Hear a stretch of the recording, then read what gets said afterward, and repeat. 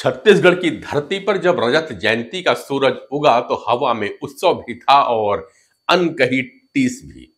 राज्य स्थापना दिवस यानी कि वो दिन जब 25 साल पहले इस मिट्टी ने अपनी पहचान खुद गढ़ना शुरू किया। प्रधानमंत्री नरेंद्र मोदी ने नवा रायपुर में विधानसभा के नए भवन का लोकार्पण किया, लेकिन इस चमकदार आयोजन के बीच एक बात ने राजनीति में सन्नाटा फैला दिया।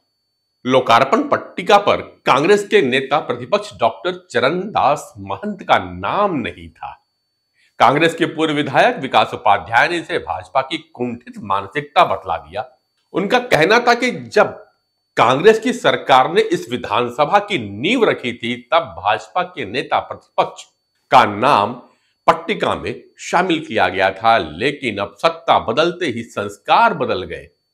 भारतीय जनता पार्टी कुंठित मानसिकता से ग्रसित है। जिस प्रकार से भारतीय जनता पार्टी की सरकार में विधानसभा भवन का लोकार्पण हुआ और उस लोकार्पण में अभी के तत्कालिक नेता प्रतिपक्ष चरणदास महंत जी का नाम नहीं होना, ये अपने आप में भारतीय जनता पार्टी की दुर्भावना, जो उनकी विचारधारा है, जो उनकी सोच है, वो बतलाती है। जब विधानसभा के भूमि पूजन हुआ था तब सोनिया गांधी जी, राहुल गांधी जी छत्तीसगढ़ में आए थे, कांग्रेस की सरकार थी और उस समय के तत्कालिक नेता प्रतिपक्ष धर्मलाल कौशिक जी का नाम पट्टिका में भी था और भूमि पूजन में उनकी पूरा योगदान था। छत्तीसगढ़ का नया विधानसभा भवन सिर्फ ईंट पत्थर का ढांचा नहीं है, यह राज्य की आत्मा का प्रतीक है। लेकिन जब आत्मा में भेद पैदा हो जाए तो इमारत कितनी भी सुंदर क्यों ना हो, लोकतंत्र अधूरा ही रह जाता है। मगर जिस समय नवा रायपुर का यह भवन बन रहा था, उसी समय छत्तीसगढ़ का रियल एस्टेट सेक्टर जैसे किसी ब्रेक पर खड़ा हो गया था। रेरा के आंकड़े बतलाते हैं कि इस साल सिर्फ 105 नए प्रोजेक्ट पंजीकृत हो पाए, यानी विकास की रफ्तार कुछ धीमी पड़ गई है। वजह कई है। छोटे कृषि प्लाट की रजिस्ट्री पर रोक, कलेक्टर गाइडलाइन में 30% की छूट का खत्म हो जाना और घटती मांग। विकास का पहिया तो घूम रहा है, लेकिन जमीन खिसक रही है, बिल्डर ठिठक गए हैं, खरीदार हिचक रहे हैं और बीच में फंस गया वो आम आदमी जो अपने घर का सपना देखता रह गया।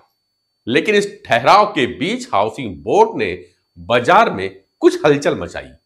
30% की छूट के साथ अब तक 2500 यूनिट्स बिक चुकी हैं, यानी सरकारी हाथों से बाजार में हलचल लौट रही है। अब चलते हैं जरा तीसरी कहानी की ओर, जो हर युवा को ध्यान से सुननी चाहिए। भारत में पारंपरिक नौकरी का दौर शायद अब खत्म होने जा रहा है, ऐसा कहना है मार्सेलस इन्वेस्टमेंट के सौरभ मुखर्जी का। उनका कहना है आने वाले सालों में स्थायी नौकरी नहीं रहेगी, हर व्यक्ति खुद का मालिक होगा। ड्राइवर, कोडर, पॉडकास्टर सब गिग वर्कर बन जाएंगे, यानी नौकरी नहीं स्किल की पहचान बनेगी। और यही बदलाव सबसे पहले उन राज्यों को अपनाना होगा जो अब भी सरकारी नौकरी के सपने युवाओं को दिखा रहे हैं। छत्तीसगढ़ के पास ये ताकत है, वैसे युवा आबादी है, सस्ता डेटा है और डिजिटल सिस्टम भी मजबूत हो रहा है।